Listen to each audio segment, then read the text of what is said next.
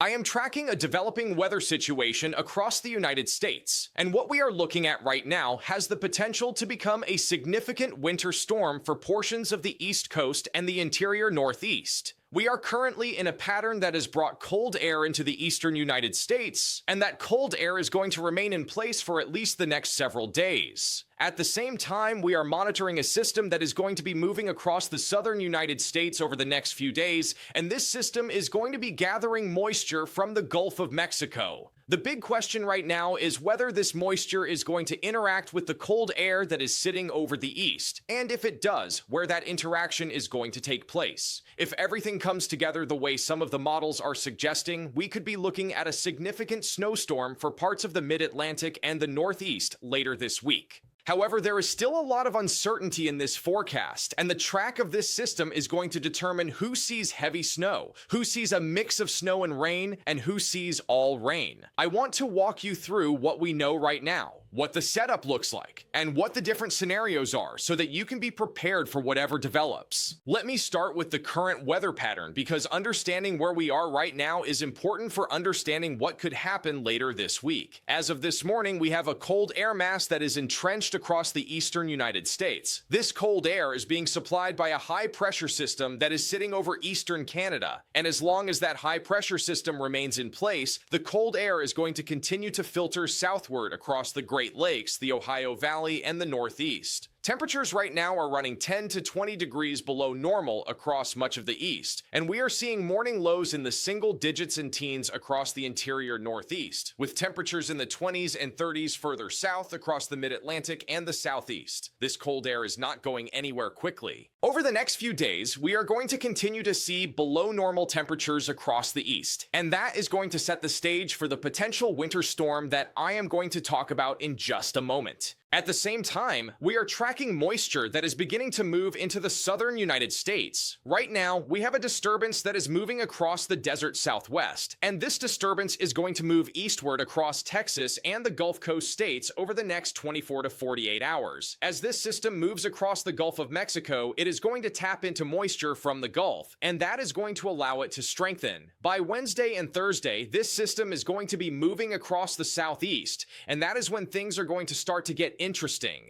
The question is whether this system is going to stay far enough south to remain a rain event for most of the East Coast, or whether it is going to track far enough north to bring snow into the mid-Atlantic and the Northeast. Right now, there is a lot of disagreement among the models about the track of this system, and that disagreement is creating a lot of uncertainty in the forecast. Let me talk about the atmospheric setup, because this is what is going to determine whether we get a major snowstorm or just a rainy day. The key to this entire forecast is the position of the high-pressure system that is sitting over eastern Canada. This high-pressure system is what is supplying the cold air to the eastern United States, and it is also going to play a major role in determining the track of the storm system that is going to be moving up from the Gulf. If the high pressure system remains strong and stays in place, it is going to act as a blocking mechanism that forces the storm system to track further south and east. If that happens, we could see the storm system move offshore without bringing significant snow to the interior Northeast. However, if the high pressure system weakens or shifts position, it could allow the storm system to track further north and west, and that would bring the snow into areas like Pennsylvania, New York, and New England. Another critical factor is the temperature profile. Even if the storm system tracks in a favorable position for snow, we need to have cold air in place at the surface for snow to occur.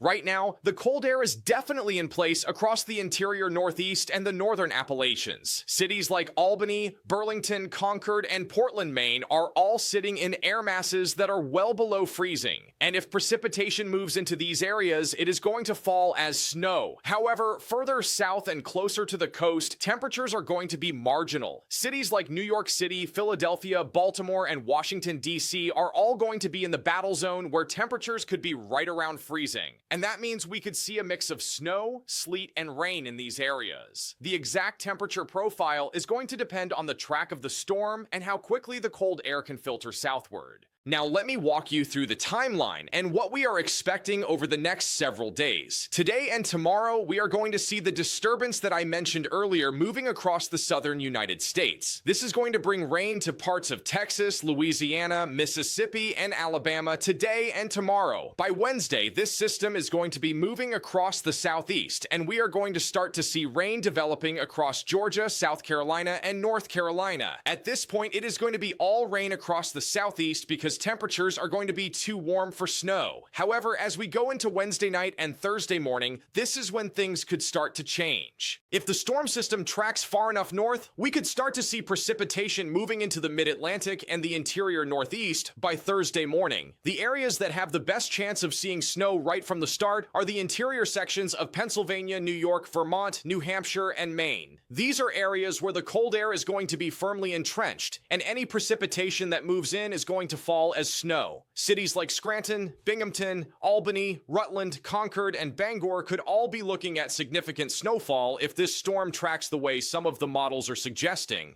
Further south and closer to the coast, things are going to be more complicated. Areas like Philadelphia, New York City, and Boston could start out with snow early Thursday morning. But as the storm intensifies and warm air begins to work its way northward, we could see a transition to a mix of sleet and rain and eventually all rain. The key question is how long these areas stay cold enough for snow before the transition occurs. If the cold air hangs on longer than expected, we could see significant snowfall even in the major cities. However, if the warm air moves in quickly, we could see mostly rain with just a brief period of snow at the beginning.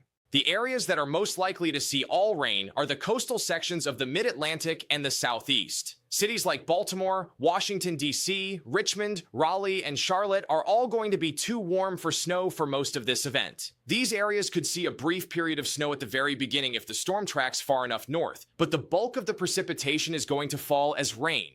Now let me talk about the different scenarios and the probabilities, because this is where a lot of the uncertainty lies. Right now, the models are showing three main scenarios for how this storm could play out. The first scenario is what I call the southern track scenario. In this scenario, the storm system stays far enough south and east that it moves offshore without bringing significant precipitation to the interior northeast. In this scenario, we would see rain across the southeast and the coastal mid-Atlantic, but most of the northeast would stay dry. This is the least favorable scenario for snow lovers, and right now, I would put the probability of this scenario at about 20 to 30%. The second scenario is what I call the coastal track scenario. In this scenario, the storm system tracks close enough to the coast to bring precipitation into the mid-Atlantic and the northeast, but it stays far enough offshore that the coldest air remains inland. In this scenario, we would see heavy snow across the interior sections of Pennsylvania, New York, and New England, with a mix of snow, sleet, and rain closer to the coast, and all rain right along the immediate coastline.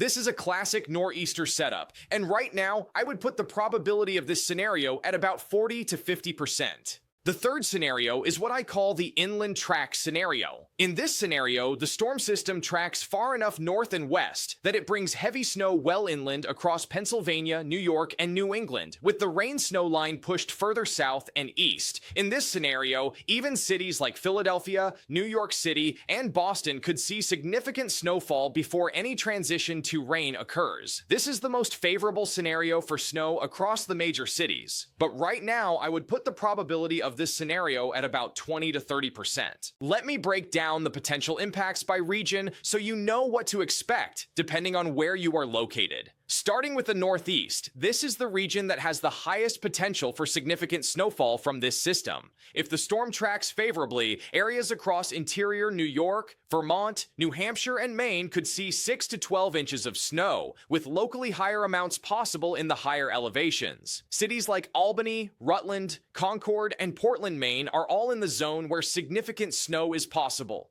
The key for these areas is going to be the track of the storm. If the storm stays far enough offshore, these areas could see mostly light snow or even stay dry. But if the storm tracks closer to the coast, these areas are going to get hit hard.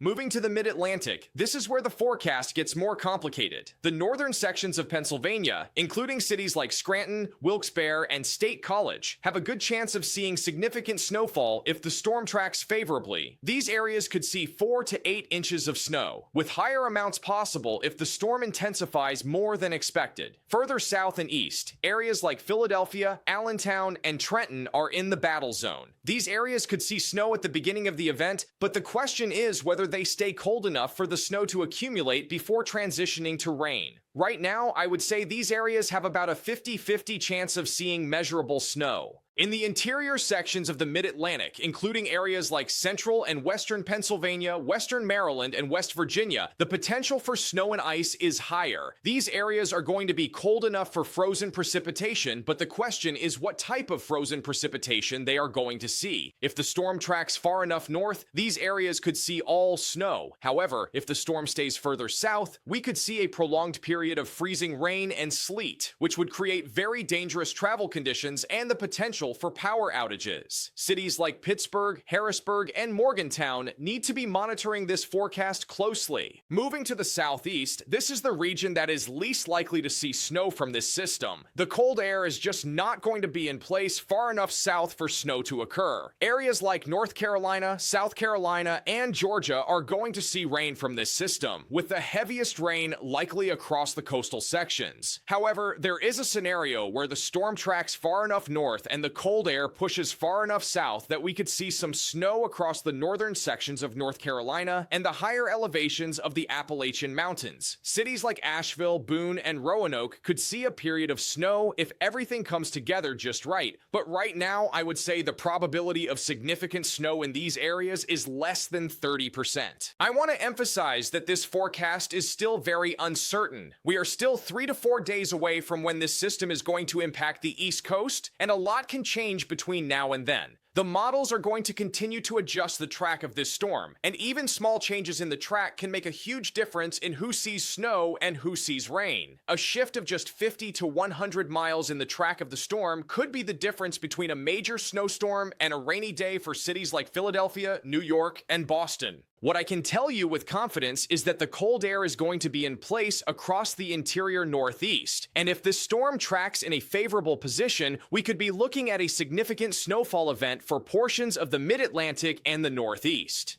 The areas that have the highest confidence for snow right now are the interior sections of Pennsylvania, New York, Vermont, New Hampshire, and Maine. These are areas where the cold air is going to be firmly in place, and any precipitation that moves in is going to fall as snow. For those of you who are in the battle zone areas like Philadelphia, New York City, and Boston, you need to be monitoring this forecast closely over the next few days. The forecast for your area is going to change as the models come into better agreement on the track of the storm.